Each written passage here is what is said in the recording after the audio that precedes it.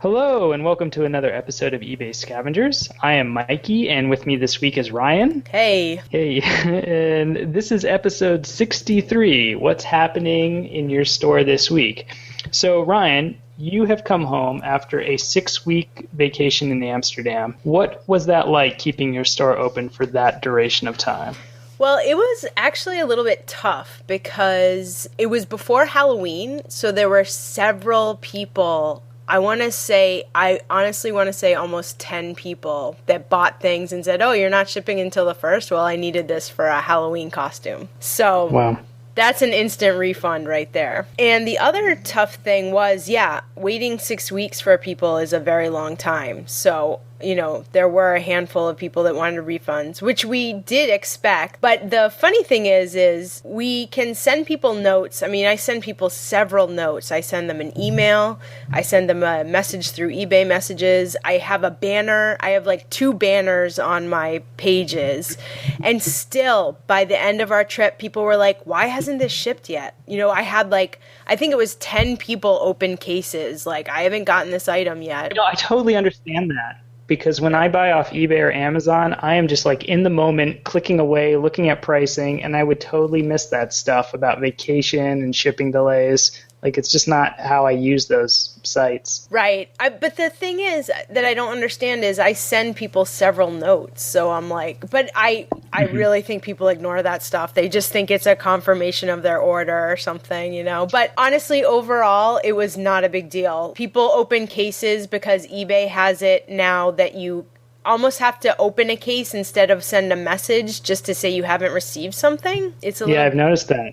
Yeah, so actually about 5 people said, oh, I didn't mean to open a case. I just wanted to tell you that I hadn't gotten this yet. So they closed the case, so that was good. But it's scary at first when you see, oh no, someone opened a case against me. Right. So before we get into what this was like trying to recover from 6 weeks of orders in a single weekend of packing, I wanted to ask you, just overall, having your store on vacation that long, is it worth it in a way to take that long of vacation? Because you certainly made plenty of money. I know you had some great sales while you were gone, but compared to what you would have been scavenging at home and listing and what your sales would have looked like if your store was open and there were no messages about delays, do you think that would have been a big difference for that 6 weeks of income?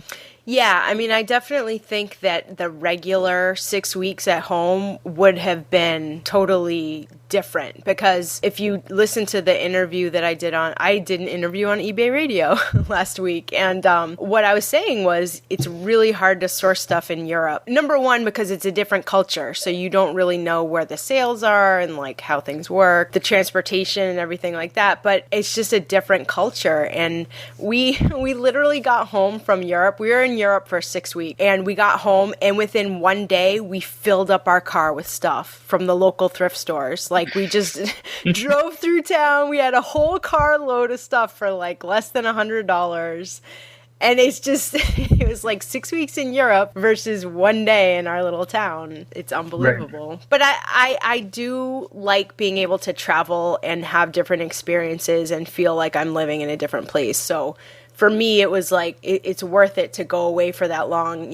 Living in Amsterdam is like a dream. So that was great. But it is hard to run a store from there, for sure. Gotcha. So bringing up the eBay interview you did this week. So that was eBay Radio with Lee and Griff that you did this week, and that's on our website. And I thought you did a really good job with those two. Thanks. And handling them well. I don't think they knew what to make of me. Yeah, their questions were a little off, and it was hard to really get to I felt like the core of eBay Scavengers didn't really come out. It was just like, you guys get stuff from the garbage, Yeah, it was and they kind of missed some of the, other, choices that the scavenger makes in their lifestyle. Yeah. But you did a good job with them, and so I hope our listeners check that out if they haven't listened to it already. Yeah, and I hope we have some new listeners, too, that came over from eBay Radio. When you came home after all this time, you had like a crazy weekend. I think you had written me at one point that you had like 160 items to pack, and then you probably had more sales this weekend on top of that. What's your packing been like the last 4 days? I actually did the numbers, and it was 190 items. Oof. Yeah, it's really insane. I got home and I immediately started packing. It was like, it didn't matter that I had jet lag. It was just like, go. And what I did was I just made sure that I packed the easiest stuff first in chronological order. Anyone that paid like back in September, I was like, get that out the door as soon as possible. And then anyone who had opened a case, there was about 10 people who still had open cases. I got their stuff out the door as fast as possible. But it literally took me 3 days straight. Wow. You know, I woke up super early because I have jet lag. So I'm like, 5 a.m., great. At 5 a.m., I'm up and I'm just packing till it gets dark. And that's just how it went for 3 days. And, you know, it's exciting because you're like, wow, I made all this money and hopefully I'll have happy customers. But it's a month and a half worth of work into like 3 days straight. I didn't do anything else. That's all I did was pack. So I'm done, thank God.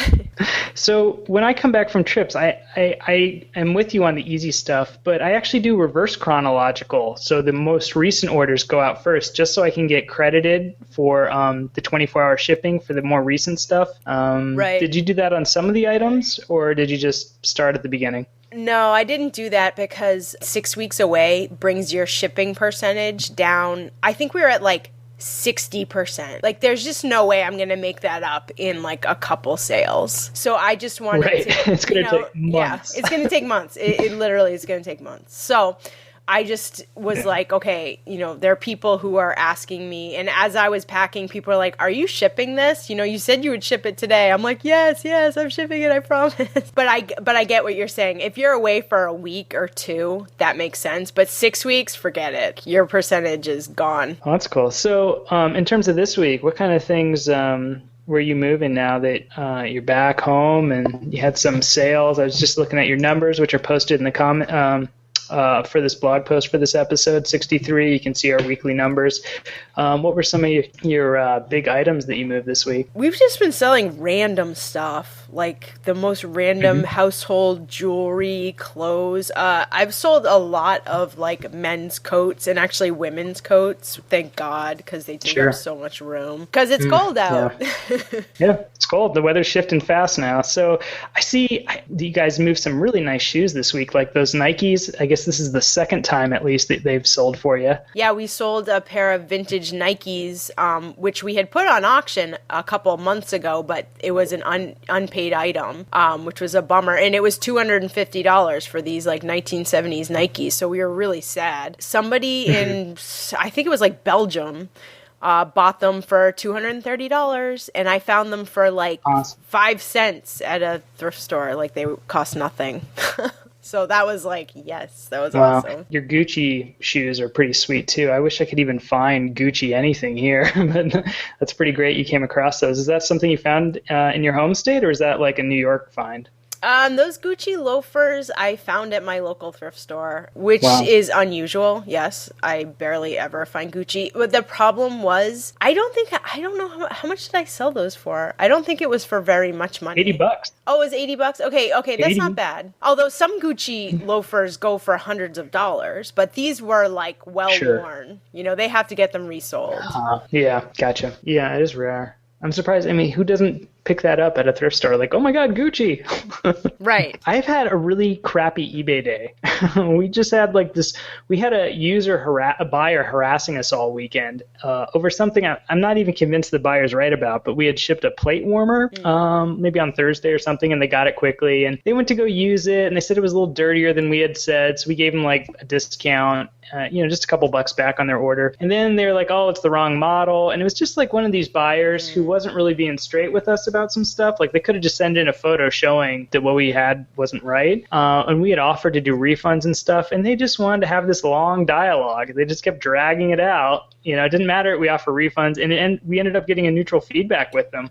And it was a pretty strange situation. It's like, I guess it happens. I just haven't had that kind of buyer in a while. Those types of buyers are rare, but when they happen, they're so stressful, because it takes up so much of your time to like figure out how you're going to formulate the next message back, Yeah, that's exactly it. They're like all consuming. And I have another kind of odd story, which is 2 weeks ago I sold it, or not even that far back, but like I missed an offer on a coffee maker. like just like a cool kind of mid-century coffee maker. And I wrote the guy probably 3 days after he made the offer. I didn't even notice until the offer had expired. And I said, hey, your offer is totally reasonable. I'll accept this for the coffee maker. And he's like, oh, I went and bought another one. And so he wrote me back like 2 days later and said, I'll take that coffee maker if you'll take the same price. So that was kind of interesting that I had actually missed an offer, which I've never done before. But when I wrote the guy and followed up with him, it turned into a sale, shortly after. So I think maybe just a point there. If you do ever miss an offer, it's probably important just to stay in contact with the potential buyer because they might buy it. So I got lucky. He wanted 2 of them. How did you miss the offer? It just didn't come through on your phone, or you just, sometimes you can miss those things. It just looks like anything else. I'm not quite sure what was going on that time, but I had been traveling a little bit and I was going into like this wilderness area and I think I missed it because I was out hiking. Yeah, but it might have been, time-wise, that might have been a little bit different. I might have been before that. It's rare. So I just noted the offer expired message that came later. Right. Yeah, that's rare. But usually I'll, would respond to an offer or decline or, counter or whatever. So it's odd just to not respond to an offer. But, it was worth follow-up. And I had kind of a bum week. We sold like $400 in stuff this week, which is terrible for us. So yeah, we really need to be listing more. Yeah, I think listing more. And, sometimes there's just those slow periods. And it's weird because it is before the holidays. So you hope that it's going to start picking up. I hope so. I mean, I know we're not clothes heavy. And so I don't expect to be selling a lot of clothes right now. And it's kind of a bummer because it seems like as the temperatures switch, that's what happens. Yeah, sweaters. Sweaters, coats. Sweaters. So Jay was nice enough to put together a list of questions that users have submitted through the form on the side of our eBay Scavengers website. Yes. And I thought we could go through some of these today. All right, let me start with the first one. This question is from Steve. And Steve asks, when do you consider dropping the price of an item? How long do you let it ride? That's a good question. Mikey, do you ever drop the price of things? I do. I tend to look for things that don't have any watchers in my, going through my store, looking at the different items. If it's got 0 watchers, that's kind of a sign to me that it might not be too popular. And I look for stuff that takes up a lot of space. And I'm willing to cut prices based on that. But generally, because I have best offer, it doesn't usually make sense for me to cut the prices a whole lot. How about you? Yeah, I was going to agree with that. Because we have best offer on a lot of things, it doesn't make sense. But, however, I will look at stuff that's a little bit older, like, I've had this sweater for a long time and I priced it way too high. Or, I've also noticed on some of my shipping weight on some of my older things is too high, like a pound over. Mm-hmm. I don't know why that is. Because usually I weigh everything. So, that's when, if I notice a mistake, I'm just like, lower that price, make it more attractive to someone. Mostly older things, but make an offer does help kind of keep your prices low because people feel like they can give you an offer. Yeah, I'll just add to the shipping weight thing. I noticed on some of my earlier items that the dimensions weren't quite right. And I was just kind of ignoring dimensions, but I had some that were over 36 inches in total size, like 12 by 12 by 12 would be 36 inches. And that's like a magic number for postal issues because once you break that, they can charge quite a bit more for priority. If you ever have items that really aren't moving, take a look at those dimensions because it might not just be shipping weight. It could be that you have, sort of oversized a box and you're getting kind of pummeled on shipping. Yeah, that's a really good point. Okay, next question. So this is from Mary. Mary, have you considered listing the same items on Etsy or selling through Amazon? That is a very interesting question. Now, when I first started, I was listing on both Etsy and eBay because Etsy does allow you to list vintage clothing and vintage items, I guess, vintage houseware stuff. And I could not sell on Etsy worth a damn. Like, nothing was moving. And I was selling like crazy on eBay. What would happen was, if you sold something on Etsy but forgot to unlist it on eBay, then you're screwed if someone tries to buy it. Because you're like, oh, I already sold that. Oops. It was a pain. Yep, yeah. I've had that same issue. It's too hard to keep sync between selling stuff in multiple places. And I've done it between Amazon and eBay initially. And now I just keep it separate. If I have stuff to sell on Amazon, it's just for Amazon. It doesn't go up on eBay. Yeah, I think that's a good point. Just keep it separate. Okay, This question is from Mama Jules. And she says, I want to start selling vintage items. When should I relist items that don't sell? Should I wait for a while if the auction doesn't work? Very interesting. Don't do an auction. So I think to start with auction here. So auctions never really worked for any of us. So we always recommend buy it now with best offer for $30 or more items. We just do continuous relist. Would you want to add anything else to that? Yeah, I mean, if you have a store, it's either if you have a store or not. You can just say good till canceled or 30 days with auto relist. I forget what it's called, but I just let the site do the work for me. So the next question's from Brian Boberg. Why don't you start a LLC or C Corp for favorable tax incentives and protection from liability? I don't know what kind of liability you would have selling someone something other than them opening a case on eBay and you working it out through eBay. Mm-hmm. And I don't have, I have a general partnership for my technical work. Basically, a general partnership is just two people being like, we're going to get taxed under this name, and then we're going to split that money and call it our own income. An LLC and a C Corp, I mean, those things cost money, and depending on what state you live in, they cost a lot of money. Like in California, it costs like $900 a year to have an LLC. It's so wow. Ridiculous. For just individuals, I don't see any reason for doing that. Yeah, I just don't see like the liability in a sweater, you know. Exactly. Yeah, or the things we sell are so mundane and not that interesting. So I don't think we really need that kind of protection. Actually, it's an interesting question. I don't think I've ever heard anyone suing anyone else over an eBay item. I'd love to know if that exists. I should Google it. Yeah, I mean, they'll get their money back through eBay or PayPal just by making enough noise. Right. So I don't see why this would have to go to court. Okay. The next question is from Deb in Los Angeles. She says, I buy vintage Hollywood items in Los Angeles and I'm afraid to list them in case I sell them too cheaply. How do I know how to price unique Hollywood memorabilia? Well, that might be kind of hard to price. I mean, when it really is a unique item, you'd have to, be used to the kind of pricing around memorabilia to have a feel for what a purse that's worth, or a prop from a famous film, or, Indiana Jones's whip. Like, what's that go for? Right. I feel like you kind of have to be in that scene a little bit because you can't just look through history. Right. I mean, I think it takes a lot of research for very particular items like that. I mean, I think that's the case for any item. If you don't want to sell something too cheaply, you have to do the research, or if you're really thinking it's going to get, thousands of dollars, then you need to get it assessed by someone who is a professional. I've done that with paintings before. I mean, I've had someone assess it and just tell me, like, is it worth $500 or is it worth like $500,000, because you don't want to sell something so cheap and miss out, Yeah, it's just all about research. Yeah, the thing about Deb's question that concerns me a little bit is it sounds like she's putting a lot of money into her inventory by buying these vintage Hollywood items. And that's kind of something we're not really promoting through this show, is to, we're saying kind of buy cheap, sell high, as opposed to buy high, sell higher. So it seems like that's a little outside our area of expertise as well. That's true. Yep.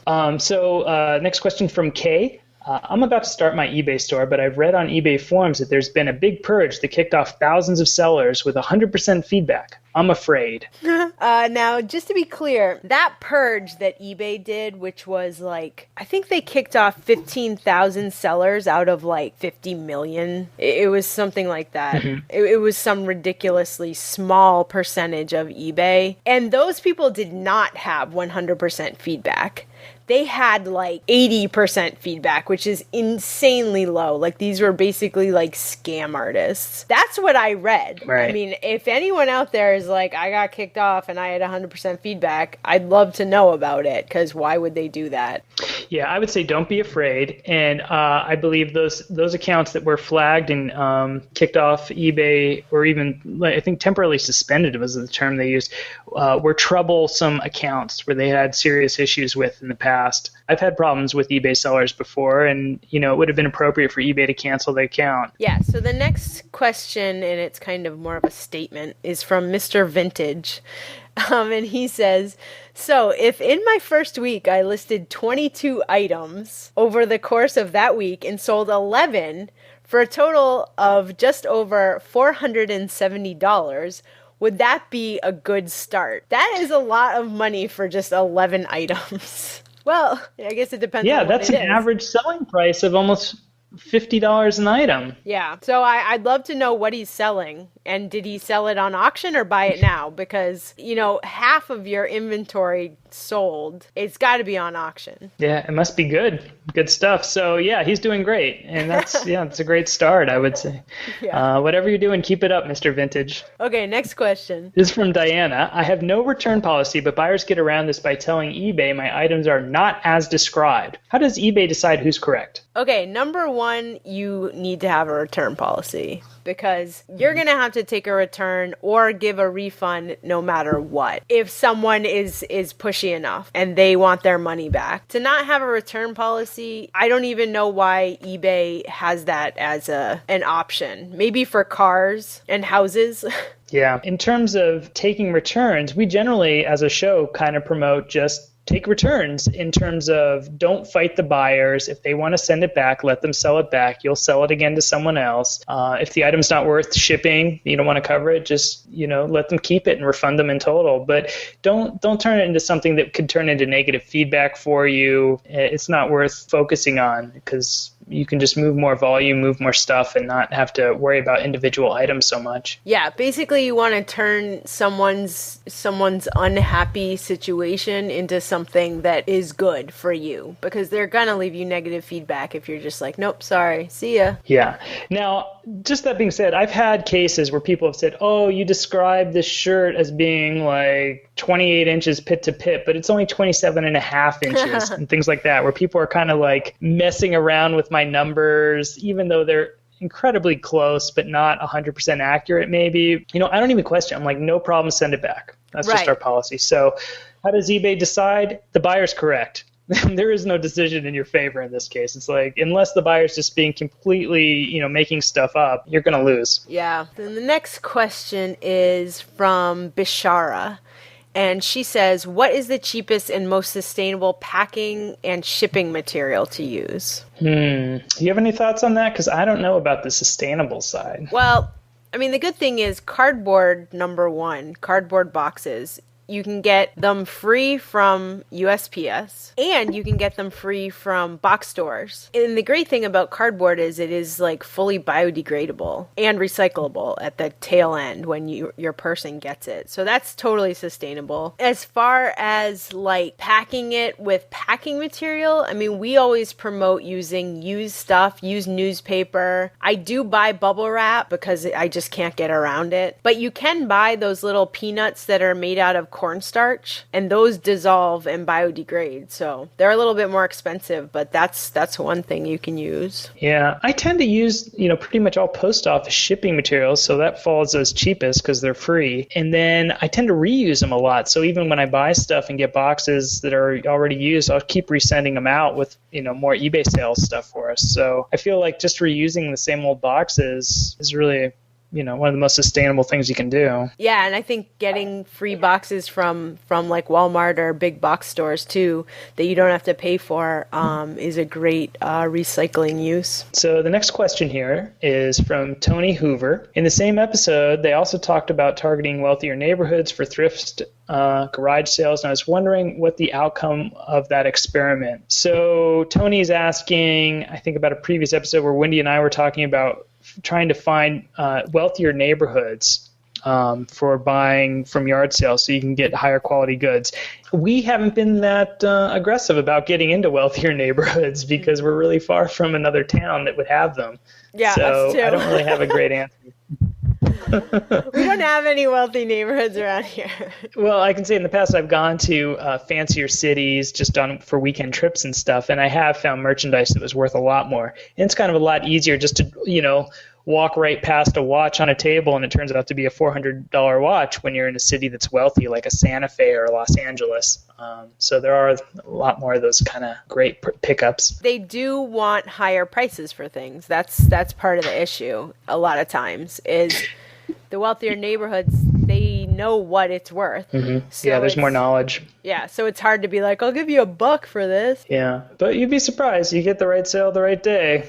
That's true. You can get great deals. So they're not all like that. So the other half of Tony's question was, can you track the packages sent via the global shipping program all the way to the destination or just to the Kentucky warehouse? I can answer that. You can track it to the warehouse, and then from there you get full tracking to the destination country. You have full tracking. That's why I love it. Great. So that question from Tony is an excellent lead into our next episode, which is episode 64, International Shipping, where Ryan and I are going to rehash some things we've learned about international shipping and some tips for people that are new to it. I think that about wraps it up for what's happening in your store this week. So check out episode 64 after this, which is International Shipping. Thanks.